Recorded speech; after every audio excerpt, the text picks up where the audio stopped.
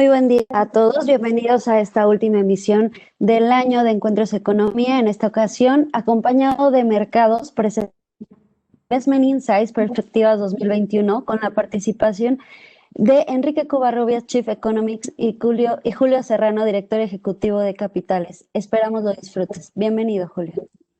Sí, pues hola a todos y qué gusto volver a platicar. Como siempre, deseo que todos ustedes y sus familias se encuentren bien.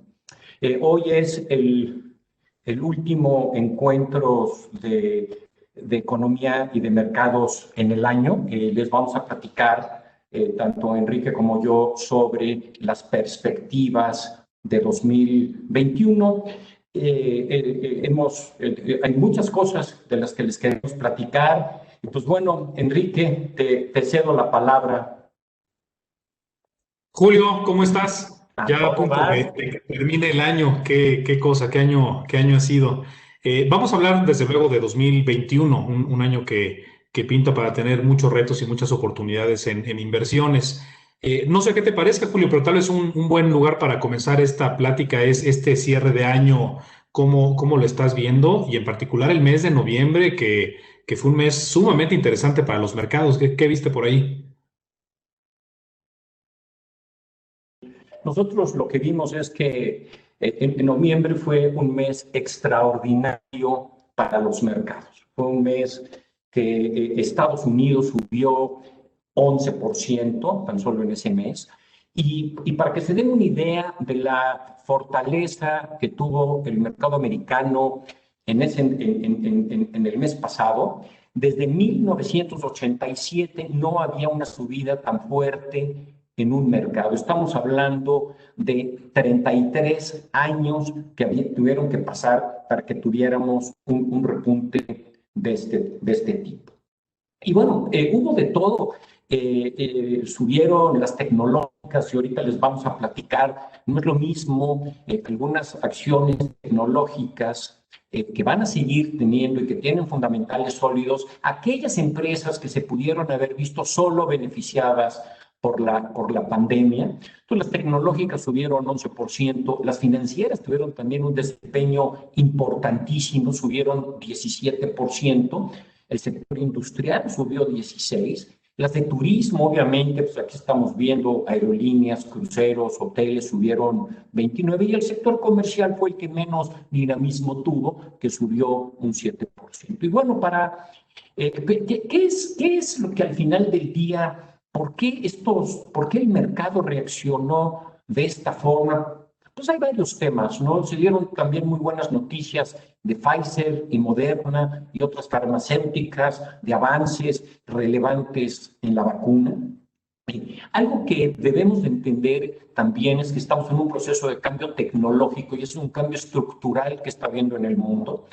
Y obviamente esto ha permeado no solo en las empresas de tecnología, sino en todas las empresas, las financieras, y nosotros estamos, por ejemplo, en Actinver trabajando fuertemente en tecnología, y bueno, en general en todo el mundo se está aplicando la tecnología, y esto es un cambio que llegó para quedarse.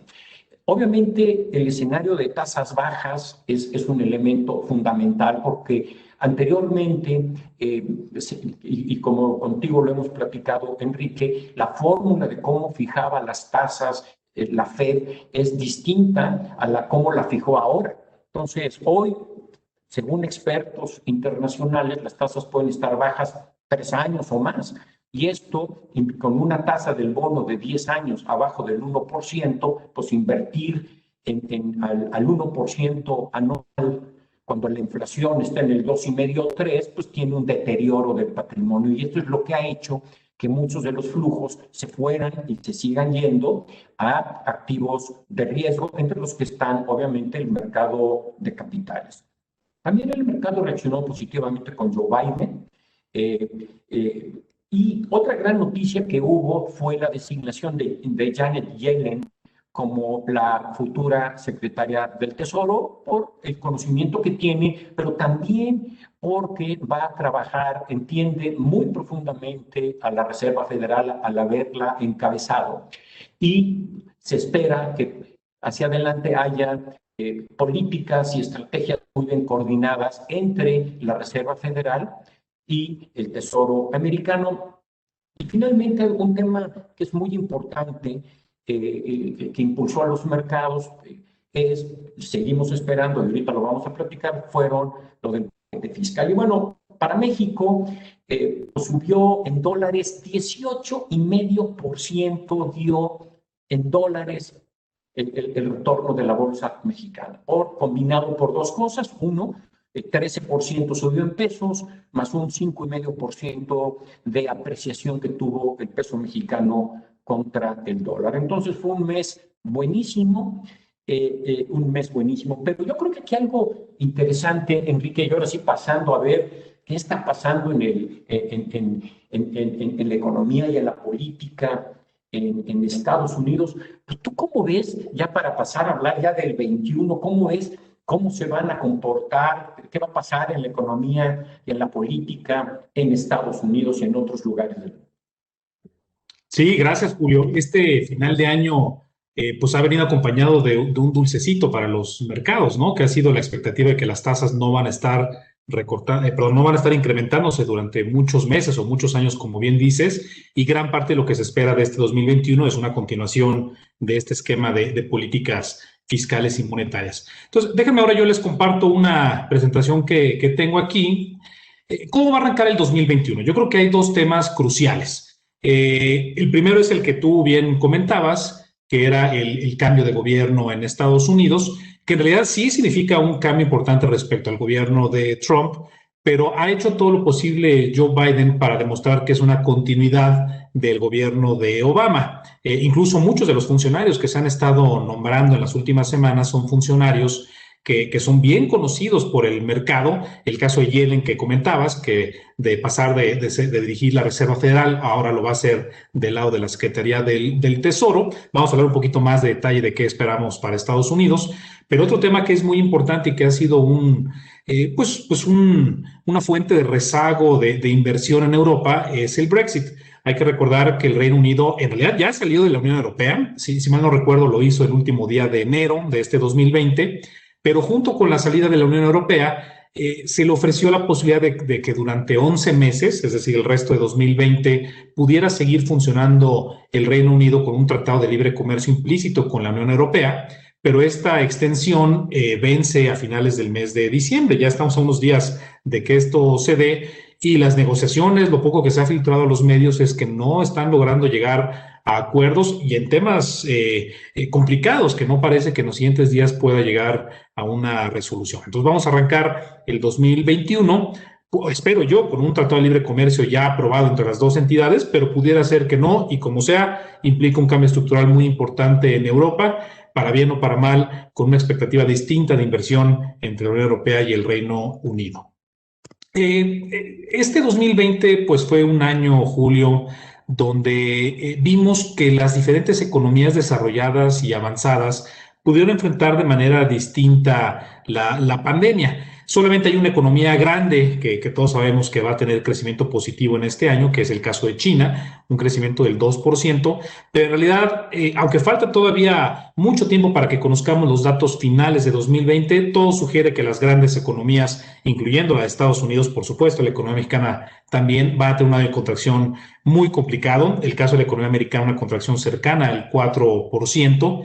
Insisto, falta todavía que conozcamos los datos de octubre, de noviembre y de diciembre. Es posible que se revise un poco hacia arriba estos números, pero de todos modos una contracción más profunda que el 3%, yo creo que es ampliamente esperada por el mercado. El próximo año, el 2021, es un año donde sí vamos a estar viendo recuperaciones distintas según el país que uno voltee a ver. Estados Unidos, que fue de los países que mejor preparados llegaron a esta pandemia, algunas cosas por suerte, porque tiene una moneda de cobertura. Cada que la situación global se pone complicada, los activos globales van hacia Estados Unidos y eso le ha permitido a la economía americana poder todavía tener una recuperación interesante en expectativas para el 2021. Pero Europa, con la incertidumbre que mencionaba del Brexit, hay todavía, creo yo, margen importante para que mejoren o empeoren estos pronósticos para el próximo año, que en general para la zona del euro pintan para ser del 4,8%. El Reino Unido en realidad va a tener un año de contracción terrible en el 2020, más allá del 10% de caída. Es algo que no pensé ver en una economía avanzada con su nivel de desarrollo, pero claramente la inversión, el consumo, están sufriendo mucho en ese país, y el próximo año, aunque pinta para ser un año de rebote por arriba del 5% de crecimiento, en realidad no es que el Reino Unido vaya a estar bien, nada más es comparándolo con un año extraordinariamente malo. Y el caso de las economías emergentes, hay todo tipo de países. Ahorita vamos a hablar del caso mexicano con más detalle, pero estamos viendo, por ejemplo, en Brasil, que ya tienen problemas serios de finanzas públicas. Las apuestas del gobierno de Bolsonaro no han funcionado del todo. Han estado enviándole cheques a los hogares brasileños, pero en un contexto en el cual estos cheques están acelerando el consumo más allá de lo que hubiera esperado el gobierno de ese país, pues sí ha causado que en el momento en el cual la inflación se recupere en Brasil, seguramente el Banco Central de ese país va a tener que subir las tasas, y no están ni los corporativos ni el gobierno de ese país listos para un incremento de tasas agresivo como el que ya se vislumbra en este momento por el entorno inflacionario. Les recuerdo a todos que está abierto el chat. Si ustedes van teniendo preguntas conforme vamos hablando, por favor háganlas. Vamos a estar respondiendo algunas conforme vamos, pero al final seguramente va a haber tiempo para contestar todo tipo de dudas. Ya finalmente, para cerrar el tema de las economías emergentes, recuerden que como cada economía llegó a esta pandemia en momentos distintos de su ciclo económico y con finanzas públicas completamente distintas, este 2021 es un año en el cual, ya con una expectativa, como mencionabas, Julio, de vacunación a nivel global, seguramente lo que vamos a estar viendo es ahora un regreso de finanzas públicas a un nivel de déficit que sea más sostenible. Insisto, hay todo tipo de economías en esta situación. El caso mexicano, por ejemplo, de las economías que menos esfuerzo fiscal hicieron, realmente no es tan malo que no se haya hecho un esfuerzo fiscal más grande. De corto plazo claramente sí, porque no ayuda a la economía, pero a largo plazo va a ser más sencillo que se logre hacer este ajuste de déficit no sé si a superávit, pero al menos a unas finanzas públicas estables. Pero vean, por ejemplo, en esta gráfica del lado izquierdo, cómo hay todo tipo de países con todo tipo de déficits fiscales. El caso de Brasil, que es más complicado de las economías emergentes, pero en general las economías avanzadas como el Reino Unido o como Japón o como la zona del euro, que lo van a tener que hacer de una manera un poco más rápida. Y finalmente, uno de los temas que tú decías, Julio, la mayoría de los estrategas están pensando que no va a haber inflación en los siguientes años en las economías desarrolladas. Incluso han prometido bancos centrales que no vamos a ver tasas para arriba en los siguientes 2, tal vez 3 años, pero yo creo que el tema de la inflación es el cisne negro que si yo pensara que algo se va a equivocar el mercado, es que las presiones inflacionarias deberían ser más altas de lo que todo el mundo tiene en este momento en la cabeza. No sé si estás de acuerdo conmigo, Julio, en esta visión que tengo del entorno económico para el próximo año, pero de cualquier manera, a mí me encantaría escuchar qué estás viendo tú en el caso particular de los mercados para 2021. Sí, como dices, los mercados ya esperan crecimientos importantes en las economías. Si bien los déficits de los países son muy grandes, como lo acabas de mostrar, el mercado no está preocupado porque hoy, con una tasa de interés en Estados Unidos de casi en cero, pues es temporalmente lo mismo, ¿no? El flujo que están pagando los países mes a mes o año a año, semestre a semestre, de su deuda, pues no ha variado porque la tasa está muy baja. Y eso estará por un buen rato de tiempo. Ahora, en términos del mercado americano, tenemos, vamos a empezar para hablar de Estados Unidos. Como ya lo mencionamos, ha habido avances importantes en las vacunas. Ya en días pasados se vacunó la primera persona en el Reino Unido, y se espera que próximamente, en los próximos días o semanas, también inicie el proceso de vacunación en los Estados Unidos. Y eso es un tema muy relevante porque hoy lo que estamos viendo, y hay una diferencia sustancial entre hoy, que tenemos que estamos en el pico en Estados Unidos de contagios, de fallecimientos y de hospitalizaciones en el año, ya por arriba de los niveles alcanzados en abril, pero el hecho de que ya esté la vacuna muy cerca de iniciar este proceso de vacunación, que llevará unos 6-7 meses aproximadamente en Estados Unidos, ha hecho que el mercado americano reaccione de forma distinta a como reaccionó allá en la primavera de este año. También un tema que es relevante es que ya Biden nombró a su equipo de salud. Es un equipo, se los puedo decir, de primer nivel, profesionales que dominan este tema. Y ya también lanzó hace poco el plan Biden anti-COVID, que es un plan que va a durar 100 días, en donde son 100 días en el que van a bajar de manera dramática los contagios. Es un plan muy sencillo, pero que al final del día invita a la gente al uso del cubrebocas, e invita a la gente a que también, y ya lo dijo Biden, el objetivo que tiene es que una vez que él entre, en 100 días después también los alumnos en Estados Unidos estén regresando a clases. Obviamente, algo que es muy importante es el tema de los estímulos fiscales. Se ha hablado, hay dos posturas. Hay una postura de Mnuchin, secretario actual del Tesoro, de 908 billones de dólares en escala americana.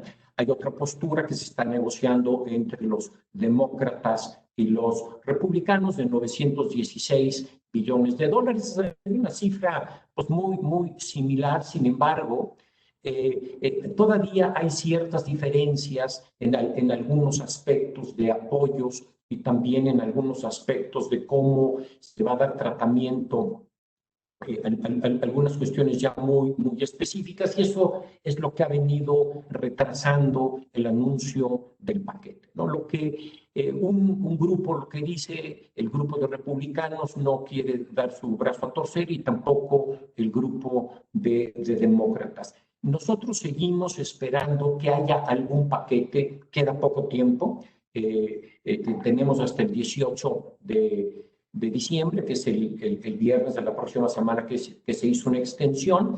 Es importante que se llegue a un acuerdo porque muchos de los apoyos fiscales que hay pues, se acaban ahora en diciembre, y hay peligro de que a partir de enero, si no se diera, y todavía quedando 20 días para que tome posesión Biden, pues hubiera mucha gente estuviera en problemadas, o compañías estuvieran en problemadas, o los bancos que tienen y han otorgado hipotecas, pues tengan que empezar a cobrar y tomar decisiones duras. Entonces, nosotros sí esperamos que haya un paquete. Tenemos un escenario, el mercado, bueno, ayer cerró en 3.668, ahorita va ligeramente abajo, va en 3.652 puntos. Esperamos, si hay un paquete, que el mercado cierre sobre los niveles de 3.800. Si por alguna razón no hubiera ese paquete este año, que hay una probabilidad, creemos que podría cerrar sobre los niveles de 3.600 puntos, por ahí más o menos, el mercado. Pero para el próximo año, ya con paquete fiscal, ya con las vacunas distribuidas, estamos viendo que el mercado pueda cerrar en los 4.400 puntos. ¿Qué quiere decir esto? Esto quiere decir que los invitamos no a jugar de una apuesta de aquí a fin de año, pero que si ustedes tienen una visión de mediano y largo plazo, el S&P va a dar o puede dar 20% de retorno, de hoy al cierre de diciembre de 2020.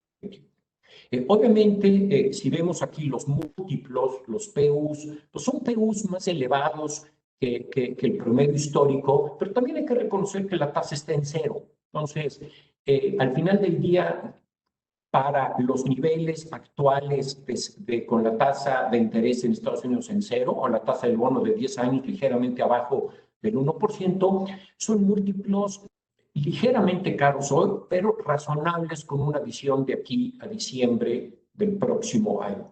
Y hay que tomar en consideración también que muchos inversionistas, y lo que ha pasado en el S&P en este año, es que los inversionistas ya no están viendo 2021, están viendo 2022, y las utilidades deben de crecer algo así de hoy A diciembre de 22, pues más de 40-45%. Entonces, una recuperación importantísima, obviamente basada en los números que presentaste de esa recuperación económica que van a tener los países desarrollados, Enrique, en el 2021. Otros temas que están y que nos llevan a pensar que es atractivo invertir en el mercado americano, bueno, ya hablamos del cambio tecnológico, que es un cambio estructural. El plan de infraestructura no se ha podido llevar a cabo. Se habla de cifras cercanas a $1 trillón. Le daría un empuje sustancial a la economía americana. En el pasado, demócratas y republicanos no se pudieron poner de acuerdo para implementar este plan, pero Estados Unidos ya requiere de una inversión muy fuerte en este caso, y también esto va a tener como consecuencia que se beneficien compañías americanas y también por ahí una que otra empresa mexicana que ahorita vamos a platicar. Temas que hay que tomar en consideración, Enrique, pues está los incrementos de impuestos. Yo no estoy tan seguro que en una etapa de recuperación se incrementan los impuestos del 21 al 28% los corporativos y todos los impuestos suban en un solo incremento. Yo creo que primero, en la primera etapa de esos 100 días de Biden es bajar dramáticamente COVID, incrementar sustancialmente la vacunación, que la economía quede lista para la segunda mitad del año, que haya un paquete fiscal robusto, que tienda un puente hasta el 2022, que haya avances en el tema de infraestructura y luego ya que la economía empiece a crecer, veo y ya de signos de recuperación podrán venir los incrementos de impuestos. Creo que algo también fundamental, y ahí se los pongo, es el tema de qué va a pasar con la tecnología. ¿Qué va a pasar con la relación del gobierno americano con las grandes empresas tecnológicas? Hoy, inclusive, bueno, desde ayer empezó a sonar que por ahí el gobierno americano actual, republicanos, están queriendo dividir a Facebook. Bueno, pues déjenme decirles, por un lado, que el equipo de Biden es un equipo, tiene unas grandes relaciones tiene muy buenas relaciones el equipo de Biden con el sector tecnológico y altos directivos de Apple, de Facebook, están con él, e incluso el exdirector general de Google, Eric Schmidt, va a encabezar la unidad de tecnologías. Ahora, ¿qué sucede? Pues ya tendremos que ver si alguna otra compañía la van a dividir. También no veo que esto sea un tema de inmediato y que es un tema del 2021. Y finalmente, yo creo que hay otro tema muy relevante, que es el tema de las elecciones a senadores de Georgia. Se los vuelvo a comentar. La único del pasado 3 de noviembre solo quedó pendiente la elección de Georgia, porque fíjense que en los 60s, para proteger al voto blanco, en Georgia establecieron que para que un candidato ganara, debía de ganar con más del 50% y ningún candidato ni republicano ni demócrata lo logró. Entonces hay una segunda vuelta y hoy, como está constituido el Senado, 48 asientos los tienen los demócratas, 50 los republicanos, pero si ganan los dos, los demócratas van a tener 50 y 50, pero como el presidente es del Partido Demócrata, tendrían el voto de calidad. Ahora, usualmente, ¿qué ha sucedido? Usualmente, cuando ha habido un poder compartido, a los mercados les va mejor. En este caso en lo particular, si el 5 de enero ganan los demócratas el Senado, vemos primero una reacción positiva porque veríamos un paquete fiscal muy robusto. Luego vendrían preocupaciones con el tema de incrementos de impuestos porque los demócratas, debemos recordar, tendrían a la presidencia y controlarían tanto la Cámara de Diputados allá, de House, como al Senado. Y finalmente les quiero decir, bueno, ¿en qué invertir? ¿No? Porque ya les platicamos mucho sobre cómo vemos al S&P, cómo vemos para el próximo año. Déjenme decirles que los grandes bancos de inversión en Estados Unidos, coincidentemente, la otra vez revisábamos y traen números similares a los que nosotros tenemos estimados para 2021. Ahora, si vamos a la siguiente gráfica, a la siguiente tabla, Marifer, por favor. les vamos a platicar sobre invertir. Y esto, y déjenme decirles, tenemos en Actinver un equipo muy completo en capitales con especialistas que invierten y que tienen muchos años de inversión en México y que tenemos y que se tiene información suficiente que nos permite tomar estas decisiones de inversión y decirles a ustedes qué es lo que pensamos. Y esto ya lo habíamos presentado el 5 de diciembre, es el mismo portafolio. Voy a ir muy rápido. En tecnología nos gustan los que están en los grandes cambios tecnológicos. Apple, con la introducción del teléfono 5G y moviéndose hacia servicios, es una gran opción y va a seguir teniendo un retorno importante. Amazon, Amazon está creciendo de una manera relevante. Próximamente va a empezar a distribuir en los Estados Unidos medicinas con receta. Es un nuevo mercado. Pero aquí lo más importante es que Estados Unidos representa aproximadamente el 25% del PIB mundial, mientras que el 75%, el resto del mundo es el 75%. Y Amazon tiene utilidades muy importantes en Estados Unidos, pero apenas este año empezó a generar utilidades positivas en los mercados fuera de Estados Unidos. Tiene todo, si regresamos, por favor, tiene todo. Marifer, ¿podemos regresar, por favor, a la lámina para que la gente lo vea? Sí. Entonces, Amazon tiene todo para crecer. Luego pasamos a Microsoft, y aquí el gran tema de Microsoft es el negocio de la nube. Tiene un enorme potencial de crecimiento con la nube en el tema de Microsoft. Y otra de las acciones que me gustan mucho y nos gustan mucho en el equipo de capitales es PayPal. Y PayPal es la seguridad de pago. Las compras por Internet van a seguir creciendo y esta plataforma de PayPal es la única que ofrece altos niveles de seguridad. Y obviamente tenemos acciones de la economía tradicional. Coca-Cola, bueno, todo el mundo la conocemos, ha pagado dividendos los últimos 50 años, ha venido recuperando volúmenes. Y algo que es muy importante es que para el próximo año deberán de venir incrementos importantes en los volúmenes una vez que empiecen en la segunda mitad del año a funcionar mejor y tener más aperturas, restaurantes y otros canales de distribución de ese tipo. En el tema de Disney, esta es una mezcla porque Disney, si bien tiene parques y lanzó Disney Plus no va a empezar a generar dinero hasta 2024. Pero de hoy a 2024 va a triplicar su base de suscriptores. Es algo impresionante. La cantidad de dinero que le están dedicando a la generación de contenido es excepcional y es un crecimiento muy bueno el que está teniendo Disney. También nos gusta Goldman Sachs, se ve atractiva también en múltiplo, y las financieras van a empezar a repuntar el siguiente año. También Nike, la gente ha seguido haciendo ejercicio, ha cambiado la forma de hacerlo, lo hace más en casa, no ha ido a los gimnasios, pero sigue creciendo siguen teniendo buenos números. Y la otra que nos gusta mucho por múltiplos y por rezago que ha tenido es Procter & Gamble. En el tema de salud, lo que les estamos diciendo es que el proceso de la vacunación tiene tres fases. Tiene la fase de la producción de la vacuna, tiene la fase de la distribución de la vacuna y tiene la fase de la administración de la vacuna. Esto es de ponerle la vacuna a las personas, que las personas se vacunen.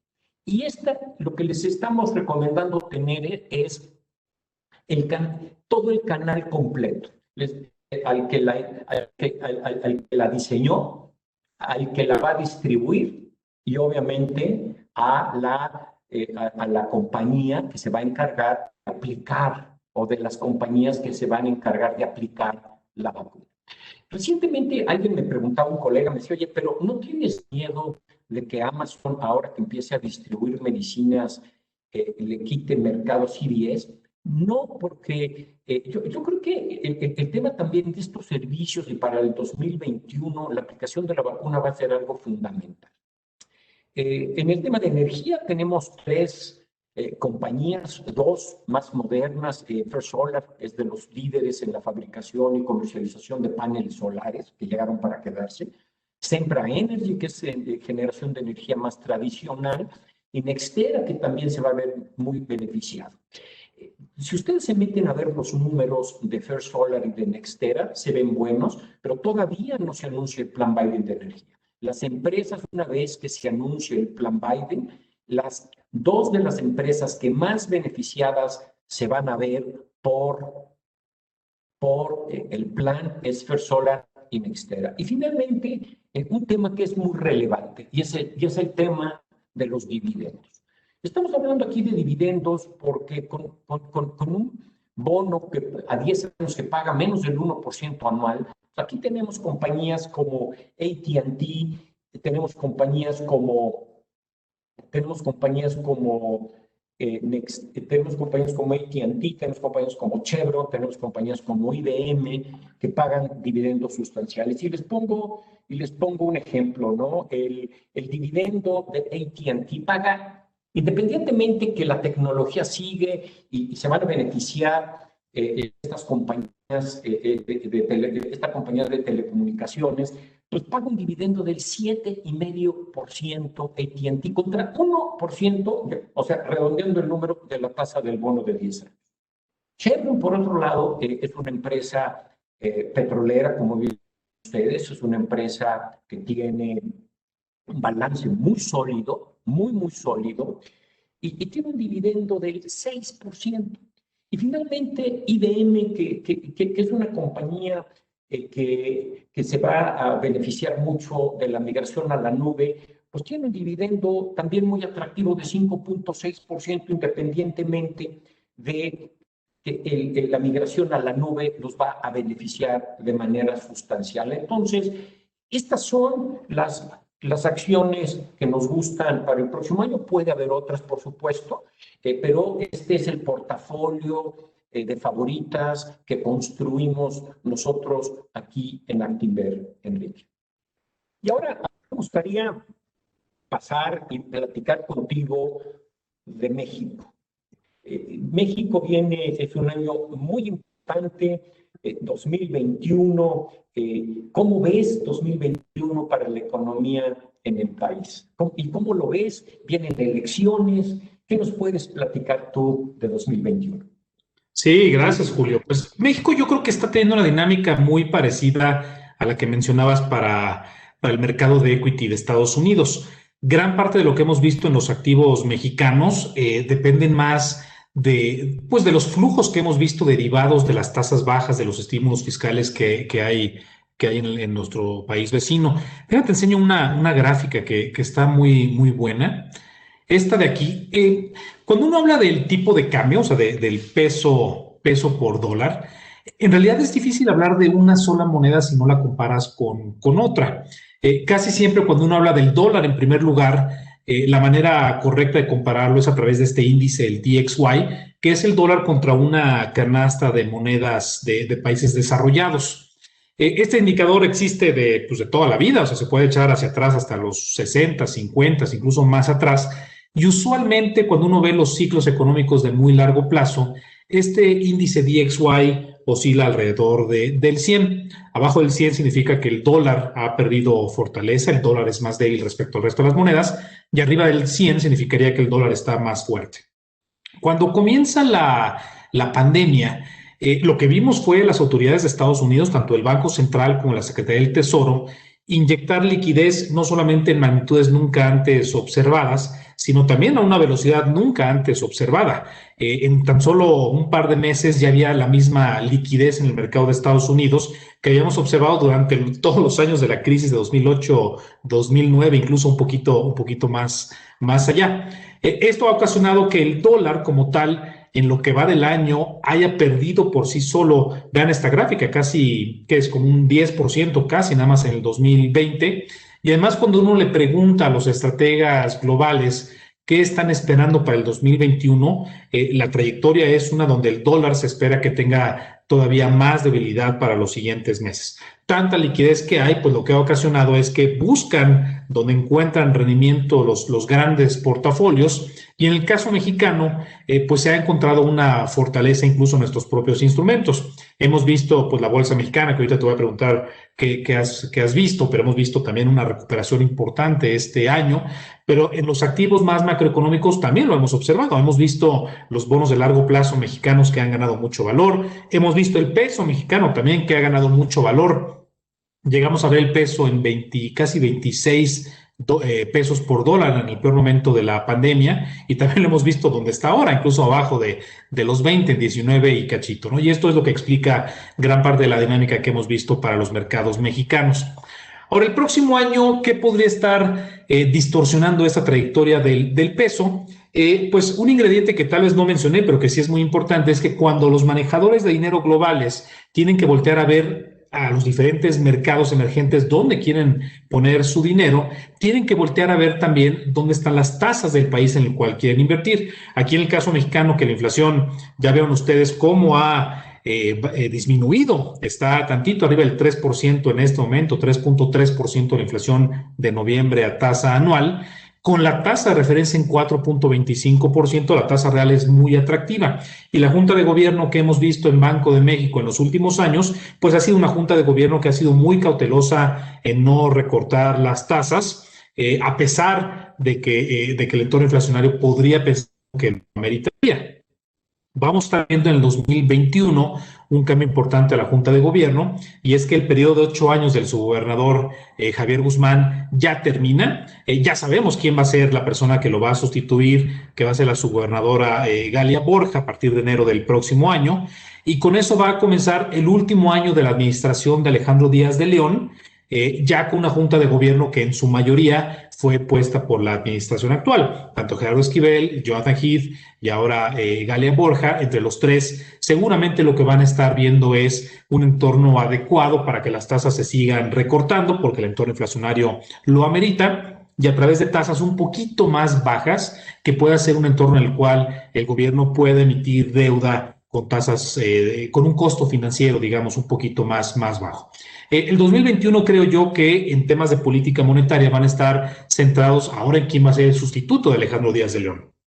Puede ser que él tenga 6 años más como gobernador, claro, sin lugar a dudas. Es un excelente funcionario público y yo creo que al mercado le gustaría mucho que Alejandro continuara 6 años más, pero también pudiera ser que no, o sea, pudiera ser que alguno de los otros gobernadores o alguien externo ocupe ese puesto, cualquiera que sea la decisión del presidente y aquello que ratifique el Senado, pues va a ser un tema que va a estar en la mente de los inversionistas globales durante el 2021 y por lo tanto la trayectoria de política monetaria que le podría pasar.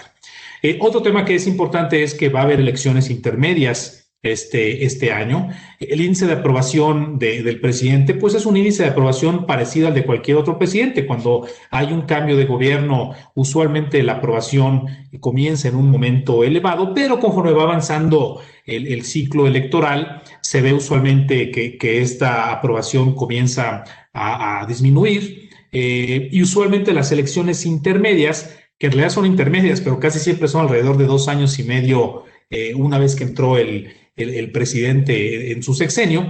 Vean esta gráfica. Usualmente lo que sucede es que durante las elecciones intermedias el índice de aprobación presidencial comienza a disminuir durante los siguientes meses, ¿no? Entonces estas elecciones van a ser muy importantes. ¿Qué vamos a estar escogiendo los mexicanos en el 2021?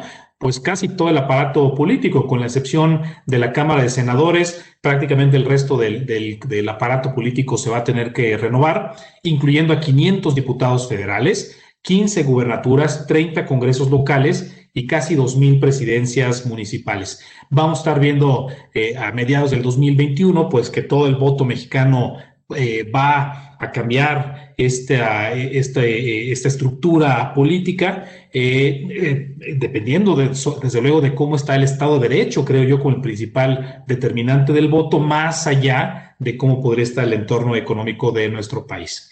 Me voy a saltar todas estas cosas, traje otras láminas adicionales en caso de que la gente preguntara, pero yo creo que un buen momento una buena lámina para presentarles qué estamos viendo en el 2021 es esta tabla resumen. ¿Qué vemos? En primer lugar, Estados Unidos creo que es importante destacarlo porque una pieza importante para la recuperación económica de nuestro país va a ser la medida en la cual la actividad industrial de Estados Unidos ocasione que México produzca bienes intermedios o que utilice los insumos de Estados Unidos para reexportar productos finales, y la actividad industrial de Estados Unidos pues va a ser un determinante importante de nuestras exportaciones y por lo tanto del crecimiento económico de nuestro país. Pensamos que el próximo año Estados Unidos va a tener una recuperación bastante importante. Es probable incluso que para finales del próximo año Estados Unidos ya tenga los mismos niveles de actividad económica que lo que observamos previo a la pandemia, con un crecimiento cercano al 4%.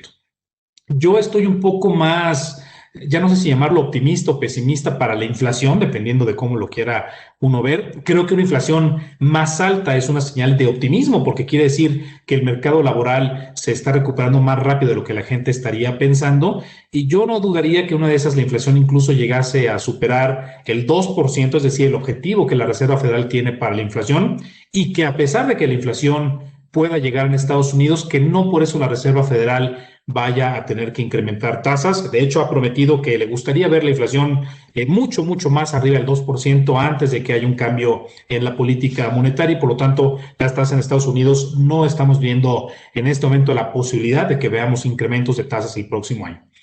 Ahora, con esta economía de Estados Unidos recuperándose y que por lo tanto el sector exportador de nuestro país pudiese ser la principal fuente de crecimiento de México, pensamos que la economía mexicana va a crecer un poco abajo del 4%.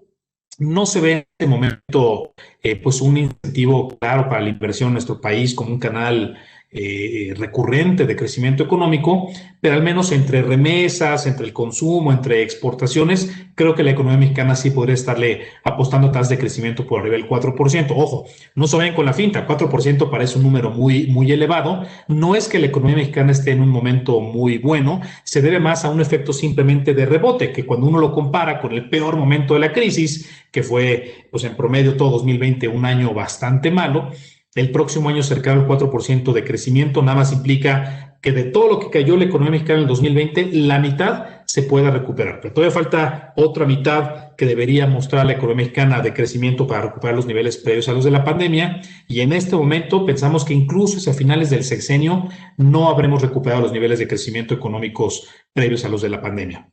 La inflación en México claramente nos ha sorprendido durante el mes de noviembre. Fue una inflación muy baja. El Buen Fin, que fue del doble de duración de lo que es normal, tiene la inflación en realidad en 3.3%. Ese pronóstico de inflación para 2020 ya se quedó un poco arriba. Creo que es más probable que cerremos el año cercanos al 3,5% de inflación, pero muy cómodo dentro del intervalo de actuar del Banco Central.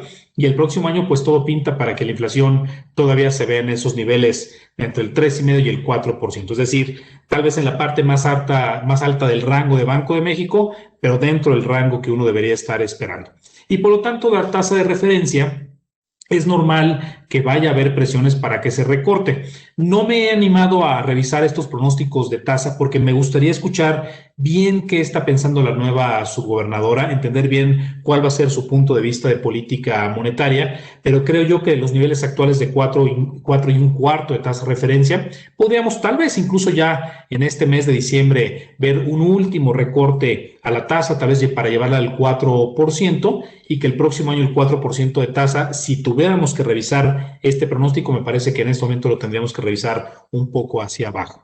El pronóstico del tipo de cambio creo que va bien, o sea, creo que 20 pesos con 50 centavos suena razonable para el cierre de 2020, tal vez sea un poquito más abajo, entre 20 y 20 y medio, pero de largo plazo con todo y que el dólar parece que tiene presiones importantes para perder fortaleza, me parece que el peso mexicano también va a tener presiones en la segunda mitad del próximo año. El crecimiento es débil, me parece que gran parte de los flujos globales ya no van a estar buscando necesariamente economías emergentes, no por un tema necesariamente mexicano, sino porque las finanzas públicas de muchos países comparables van a estar distorsionados y posiblemente busquen regresarse a Estados Unidos o activos de refugio un poco más evidentes, pero además porque la economía mexicana con el ciclo electoral que va a tener, me parece que va a tener una tendencia de depreciación de un 3 o 4% anual, al menos por este canal. Y es lo que estamos viendo para la economía mexicana, pero de tu lado, Julio, todo esto, no sé si estás, sobre todo tú que hablas con inversionistas institucionales globales, ¿qué están viendo para la economía mexicana? Algo parecido a lo que vemos en el equipo de economía de Actinver y en el caso particular de empresas mexicanas, ¿cómo las estás viendo?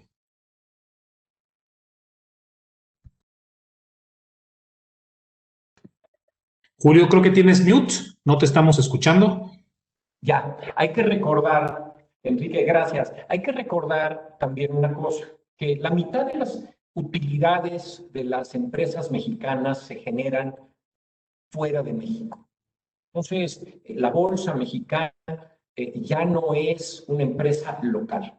Tenemos compañías que son globales. Y el otro día lo platicábamos y lo hemos platicado siempre de que, de que la bolsa mexicana ya son compañías con un alto componente internacional. Y esto trae como consecuencia que también se ven beneficiadas no solo de la recuperación que haya en la economía mexicana, sino también se van a ver beneficiadas de la recuperación que tengan estas empresas fuera de México, ¿no? Y nada más para hacerles un ejemplo del alto potencial que tienen muchas de estas emisoras, y ahorita lo vamos a tocar, es Grupo Cementos Chihuahua, ¿no? Que ahorita es una de nuestras favoritas, pero Grupo Cementos Chihuahua, 75% del negocio es todo el centro de Estados Unidos hasta Canadá, y solo 25% del negocio es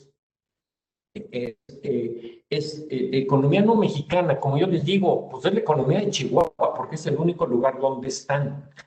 Y la acción hoy está, si uno le aplica los múltiplos americanos a la parte americana, la acción está 45% más barata que otras acciones. Y solo por tener un pequeño componente en Chihuahua, la acción está cotizando a un descuento muy bajo. Pero regresando a esto, aquí lo que yo les quería enseñar primero, y hace un momento lo platicamos, qué pasó y qué puede pasar hacia adelante, ¿no? Hoy la bolsa vemos que está en 43.500 puntos. Desde nuestra perspectiva ya llegó a donde tenía que llegar hoy.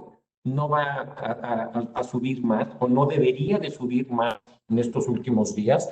Pero sí para 2021 vemos una bolsa en 47.500 puntos. Implica un múltiplo como de 15 veces forward 2021. Es un múltiplo que todavía vemos que se puede llegar. ¿Y qué es lo que está pasando? En el mundo hay un exceso de liquidez. Se han inyectado en todo el mundo trillones de dólares para soportar a las economías y para apoyar a las empresas financieras. Y esto lo que está trayendo como consecuencia es que con las tasas en cero había algunos mercados internacionales, siguiéndonos al equity, había algunos mercados internacionales que estaban rezagados. Y este rezago es lo que hizo que la bolsa mexicana subiera 13% en pesos, 18% en dólares. Pero lo que les quiero enseñar es qué ha pasado con otros mercados emergentes, porque esto va a seguir, porque nuestra bolsa sigue estando muy abajo de donde estaba. Y, por ejemplo, el IPC en el año va 1% abajo, más o menos, como pueden ver en la gráfica, vamos como Brasil, pero vamos muy atrás de China, que obviamente su economía creció, como bien decías, este año, es la única en el mundo que creció. Taiwán ha dado también casi 19%, Turquía ha dado 18% y la India ha dado 11%. Solo Chile y Grecia, de la muestra que les estamos mostrando, han dado menos que México. Entonces, con un mercado como el turco o el de Taiwán, que han dado casi 19%, entre 18 y 19%, los flujos van a seguir llegando.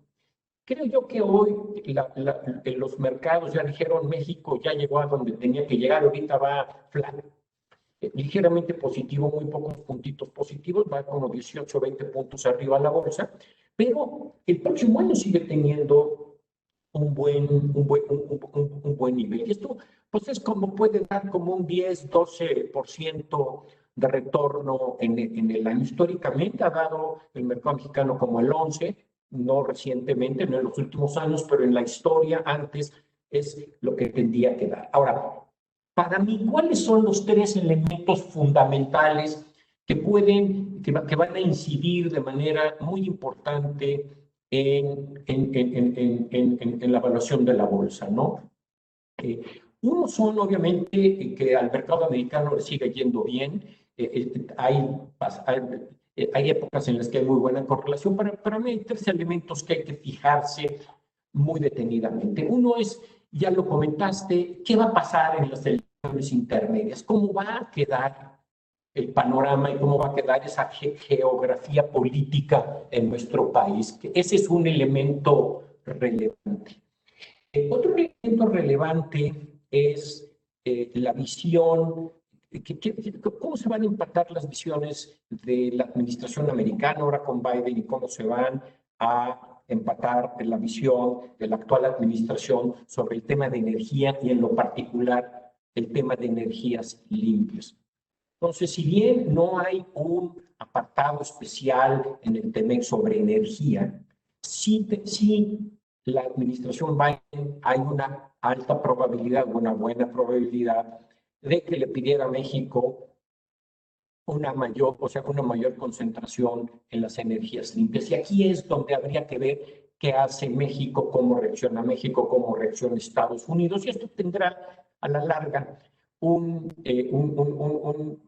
será un factor importante para determinar si más inversión sigue llegando a México o no, porque hay que recordar que tenemos un problema secular de inversión extranjera directa que viene desde el 2015, no del 18, desde el 2015 la inversión extranjera directa ha venido bajando en México y es importante para que nuestros mercados y la bolsa tenga un retorno muy importante, no el 21, me refiero 21, 22, 23, 24, 25 y hacia adelante, pues que siga entrando ese tipo de inversión a México. Entonces, eso va a ser relevante.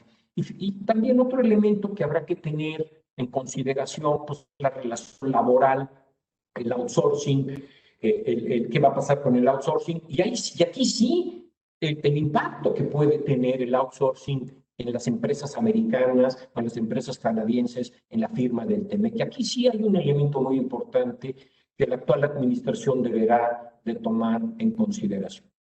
Dicho esto, si vamos a la siguiente lámina, estas son las acciones que nos gustan. Como pueden ver, hoy es el momento de invertir en real estate. Y el otro día yo lo platicaba con un amigo que él se dedica a inversiones reales, compra casas y compra edificios. Y hoy lo que está más barato es real estate. Que el tema de FUNO, que es, bueno, regresemos un poquito, la vacuna aquí también ya va a empezar el proceso de vacunación, a diferencia de Estados Unidos, que se estima que se termine la vacunación en la primera mitad del año. Aquí nos va a llevar todo 21, pero bueno, FUNO está muy barata y principalmente porque están sobrecastigados sus centros comerciales. El FibreMQ tiene un potencial muy importante también en el tema industrial. En hoteles, City Express es nuestra inversión preferida porque está a un descuento considerable, como ya lo hemos mencionado en otras ocasiones. Terrafina sigue siendo y Fibra Monterrey pues siguen siendo opciones de real estate, pero como pueden ver es el sector que más tiene. Obviamente nos siguen gustando en alimentos y bebidas la parte de Arca Continental y la parte de Coca-Cola FEMSA. Y obviamente Bimbo es una de nuestras acciones que la vemos con precios muy atractivas, muy defensiva, y en el caso de FEMSA, bueno, deberá de seguir creciendo, muy bien posicionada en los negocios en lo que está. En el sector comercial, Chedraui nos gusta mucho. Genoma ha tenido también, es otra de las acciones que nos gusta. Walmart, a los precios actuales también se nos hace una opción pues muy interesante. Y Alsea, que ahí viene una recuperación de Alsea. Obviamente en Telcos y Med está América Móvil, está Regional, que nos gusta. En la parte de petroquímica y energía, bueno, pues nos gusta el negocio de Orbia, más del 85% se genera en otras monedas, y Genova, y con la sustitución de activos que se van a hacer acá por activos de Sempra, tiene un potencial muy importante. GMX en la parte de Grupo México también nos gusta mucho. Y finalmente, bueno, ya les platicamos, tuvimos la oportunidad de platicar de industriales con el CFO de Alfa hace un par de meses, y obviamente esta historia de GCC que les cuento, que si aparte viene el plan de infraestructura, esta empresa va a ver altamente beneficiada y por supuesto no está en los números ni en las proyecciones ni de la compañía de ninguno de nosotros este beneficio que podría traer GCC en la parte del plan de infraestructura. Y con esto... Perfecto, Julio. Muchísimas gracias. Con esto pasamos a la sección de Q&A, donde nos ayudará Alex Fuentes, director ejecutivo de Trading. Bienvenido, Alex. Hola, ¿cómo están todos? Buenos días. Pues miren, aquí resumiendo las preguntas, creo que lo que más se está repitiendo, Enrique, mira, una que creo que es importante. ¿Es posible que este gobierno tome las reservas internacionales del Banco de México? De ser así, ¿cómo podría afectar a la economía del país? Y otra es el reciente anuncio o el plan de subir 15% el salario mínimo en México, ¿cómo podría afectar la economía? Sí, gracias, Alex.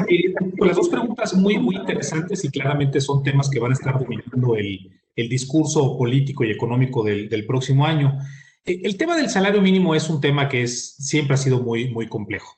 Hay que, obviamente, crear las condiciones adecuadas para que los salarios se vayan incrementando, pero en ocasiones, por diferentes fuerzas del mercado, los salarios no se están subiendo tan rápido como quisiéramos que se dieran, pues para que tengamos un nivel adecuado de desarrollo. Creo que es un tema más de justicia que de economía.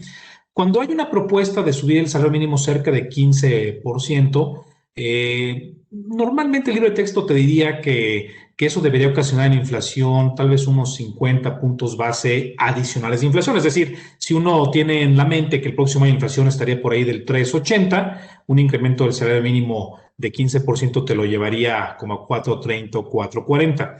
Ahora, eso dice el libro de texto. En la práctica, lo que hemos visto es que los incrementos al salario mínimo en realidad no han tenido un efecto tan importante en la inflación de nuestro país. La dinámica inflacionaria de México casi siempre se ha debido pues, a incrementos en los combustibles o en incrementos a los precios de agropecuarios que están determinados en los mercados internacionales. Y este traspaso del incremento al salario mínimo a la inflación, que es algo que decimos los economistas, el efecto faro, en realidad ha sido mucho más acotado. Ahora, ¿vale la pena incrementar el salario mínimo para que la inflación, si eso puede hacer que la inflación se suba a 20 puntos base, que le lleve 3.80 a 4%? Creo que sí. O sea, creo que sí es un tema que va a beneficiar a muchas familias, que puede ocasionar en un año, sobre todo como el que vamos a estar viendo el próximo año, todavía de debilidad económica, y que eso haga que algunas familias sean beneficiadas con este tema. Pero es un tema tal vez más de política que de economía. La otra pregunta que me hacen, ¿qué está pasando con las reservas, no? ¿Y hay algún riesgo el próximo año? Las reservas en México hasta ahora pues han sido muy bien manejadas por el Banco de México. Creo yo, honestamente lo digo, creo yo que tenemos uno de los mejores bancos centrales de todo el mundo. Gana premios cada año. Cuando uno ve, por ejemplo, estos pilares que publica el Foro Económico Mundial, el Banco Central siempre está rankeado hasta arriba. Es uno de los lugares que mejores funcionarios públicos atrae en nuestro país. Y gran parte de la fortaleza del Banco Central es que ha sido completamente independiente desde 1994 al menos. Ha logrado el Banco Central controlar la inflación, como lo hemos visto ahora, muy por debajo del 4%, y las reservas siempre han estado ahí para poderle dar una tranquilidad importante a los mercados en caso de que se llegara a observar una volatilidad extraordinaria en el peso mexicano. Estas reservas de $200 mil millones además están acompañadas por una línea de crédito flexible con el con el IMF, con el Fondo Monetario Internacional, y una línea de swaps con la Reserva Federal. Todo eso pues ha ocasionado que el Banco Central tenga un tipo de cambio que se puede siempre esperar una volatilidad relativamente baja, sobre todo en un entorno tranquilo. Hay peligro de que las reservas de alguna manera el gobierno quisiera utilizarlas para otros fines, pues en este momento creo que no. O sea, no hay ninguna razón para pensar en eso. Creo yo que la administración ha demostrado hasta ahora que sí le importa las finanzas públicas sanas. De hecho, si de algo se le ha acusado a este gobierno es que ha sido demasiado cauteloso en sus programas de austeridad. Y bueno, esta es una señal donde yo creo que lo queda muy claro que el Banco Central es algo que no piensan tocar y que podemos estar tranquilos en las reservas. Gracias, Enrique. Julio, nos preguntan, en la selección que hiciste de las empresas del SIC, escogiste Amazon. ¿Por qué no consideraste Mercado Libre? ¿Por qué prefieres Amazon que Mercado Libre? Por el potencial que tiene de crecimiento en todo el mundo. Nos gusta mucho Mercado Libre. Incluso tuvimos la oportunidad de invitar al CFO hace unas 2 o 3 semanas una plática, pero Mercado Libre es un modelo distinto porque también tiene crédito y tiene algunos otros negocios, pero el crecimiento que puede tener está más enfocado a América Latina. En el caso de Amazon es el mundo entero el crecimiento potencial que tiene. Entonces, esa es la diferencia básica. Nos gusta mucho el Mercado Libre, está muy bien administrado, tienen un gran equipo, pero el mercado potencial es infinitamente más grande el que representa para Amazon. Perfecto, Julio, gracias. Y una última, nos preguntan, si no quiero invertir en el SIC, ¿qué opciones tenemos en México? Ya platicaste mucho de las empresas mexicanas, creo que el IPC podría ser una buena opción para el siguiente año, pero bueno, si no quiero invertir en el SIC, ¿me meto a México? Sí, nosotros vemos que México va a tener un buen retorno también. Y ahí vimos un número pues, muy importante de compañías y que son muy sólidas, ¿no? Hace un momento hablábamos de Walmart, una de las principales cadenas en el mundo, obviamente muy bien posicionada en México, muy rentable, muy competitiva, con una estructura financiera muy importante, o América Móvil, en fin, México presenta rendimientos muy atractivos hacia adelante con empresas, muy buenas empresas, ¿no? Y les pongo un ejemplo, que no se las puse, estamos en el proceso, pero es Gruma. Y les pongo el ejemplo, 70% del negocio de Gruma se genera en Estados Unidos. Si nosotros valuáramos el riesgo y le diéramos los múltiplos de una empresa similar a Gruma de Estados Unidos, pues Gruma debería de valer infinitamente más, ¿no? Y les pongo el ejemplo, hoy Gruma está en 222 pesos, 223 pesos. Valuada Gruma con un múltiplo americano, porque el 70% de su negocio es americano, con compañías americanas, debería de valer 300 pesos.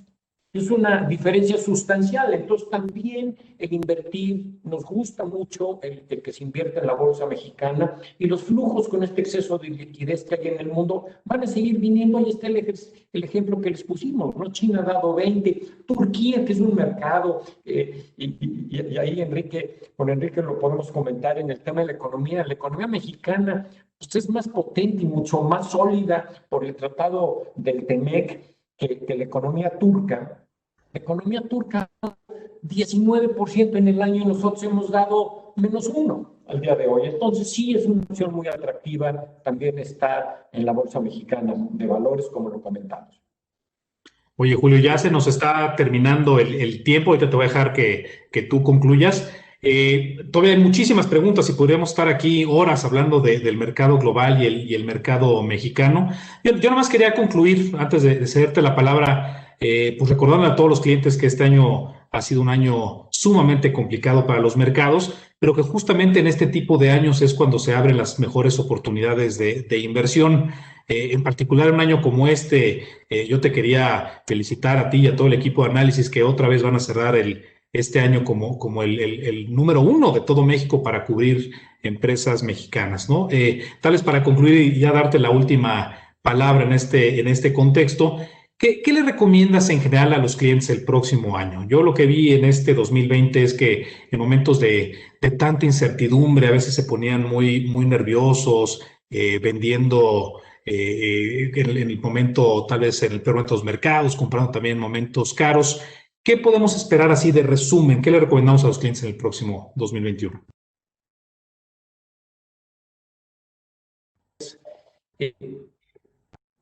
La visión que les estamos dando, ya sea de invertir en México o de invertir en la bolsa americana, es con un horizonte de inversión a 2021 o más allá, ir más allá del 2021 y aprovechar el rendimiento. El otro día leía una frase muy célebre y algunas ideas muy célebres de Warren Buffett, uno de los hombres más ricos del mundo. Lo que decía es, si te quieres hacer rico rápido, lo más probable es que no llegues. Si quieres incrementar tu patrimonio consistentemente en el tiempo, invierte de mediano y largo plazo. Entonces, yo lo que les diría a los inversionistas es que si tienen una empresa, escogen inversiones sólidas en empresas que tienen buenos fundamentales, buen gobierno corporativo, buenos márgenes, balances fuertes.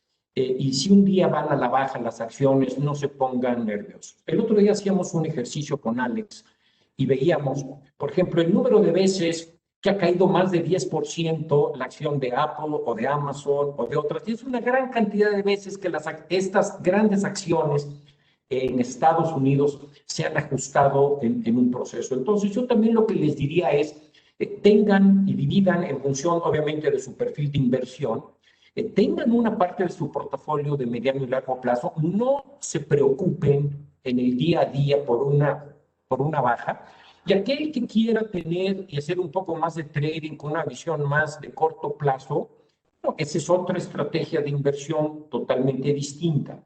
Diversificación, yo también lo que les diría es diversificación, es otro de los nombres importantes que yo, o sea, y de los temas importantes que yo les recomendaría. Y bueno, con esto vamos a dar por terminada la plática de hoy. De verdad es un placer platicar con todos ustedes. Enrique y yo, bueno, nos podríamos seguir aquí platicando con ustedes y respondiendo, como dice, a las preguntas muchísimo tiempo más, porque es algo que tanto a Enrique como a mí nos apasiona lo que hacemos. Y lo que les quiero desear a todos ustedes, a todos nuestros clientes, a todos los asesores, es lo primordial, salud para ustedes y sus familias. Por otro lado, les quiero desear felices fiestas y un año lleno de éxitos en este 2021 que está por empezar en unas cuantas semanas, ¿no? Otra vez a todo el equipo Actinver que nos apoya en todas estas programaciones, pues muchísimas gracias.